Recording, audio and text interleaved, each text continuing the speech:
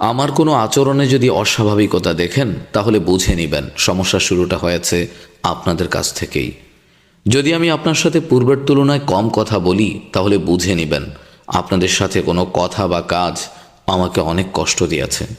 যদি আমার মায়া টান আপনাদের উপর থেকে কমে যায় তাহলে বুঝে নেবেন আপনাদের স্বার্থপরতা আমাকে বহুবার ক্ষত করেছে।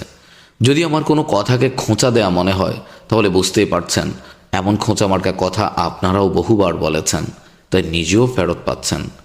যদি আমি আগের মতো আপনাদের সাথে মিশতে না পারি তাহলে বুঝে নেবেন আপনাদের দেয়া কোনো আঘাত আমি আজও ভুলতে পারিনি।